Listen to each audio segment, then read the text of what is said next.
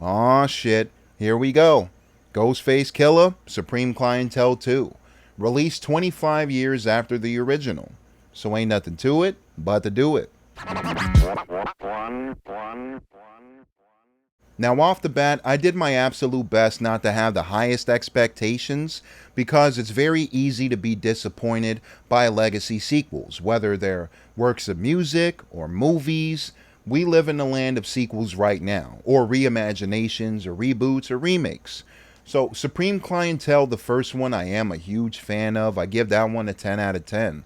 Nutmeg, 1, Child's Play, Malcolm, Stroke of Death, phenomenal beat selection, incredible rhymes, and Ghostface at arguably his best in his discography. Now, when it comes to Supreme Clientele 2, right off the bat, I got to admit that I didn't love this album. Now, that's me pushing my high expectations aside. There are some selections on here that I do rock with. I did like the second single, Metaphysics. That one had a good amount of energy to Ghostface's delivery and his lyrics, and I do like his flow and his bounce on here. Other highlights for me are Windows, Fourth Disciple, Candyland, The Zoom, and I did like The Trial, a good chunk of it. But I would say my biggest nitpick with the album, I know I'm sounding very snobbish, but the beat selection to me here for the sequel I felt didn't live up. Especially when we're comparing the first, because the first has dynamite production. The beats alone are ridiculous. So when I'm hearing a lot of the beats on this one, I just wasn't migrating to them as much. Out of the 22 songs that we have on here, including skits, which I'll say the pause skit was hilarious to me. That's one of the highlights for me on the whole album. That's my favorite skit. I will say Candyland was another standout for me because it gave me that old school Ghostface feeling where he's rapping and flipping imagery, he's relating candies like Tootsie Rolls to various drugs, and it reminded me of The Forest where he's rapping about Daffy Duck and Ricochet Rabbit had a habit, and he's naming all these animated characters and putting them into a story. So sometimes I forget how incredible Ghostface is at storytelling.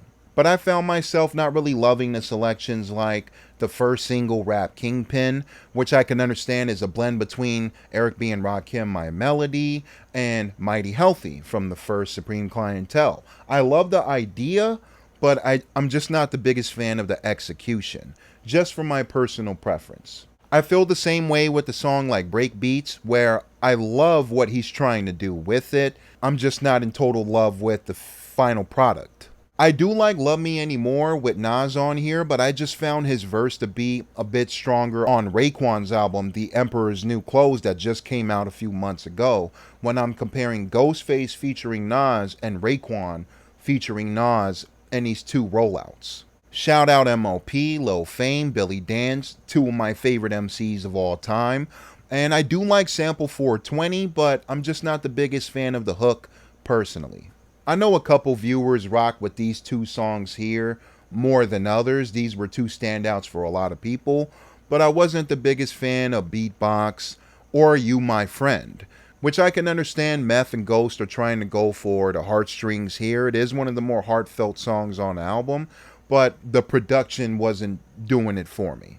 It is a treat for me to hear a new verse from GZA on The Trial, which I think his verse is one of the more standout things on the LP. And while I do love when Ghostface rocks over oldie joints like The Zoom here, which was probably my favorite song out of the whole LP, because it reminded me of one of Ghostface's trademark styles where he completely rhymes over the oldie even when the vocals are singing in the background. I always got a kick out of it. Holla is probably my favorite Ghostface song ever personally.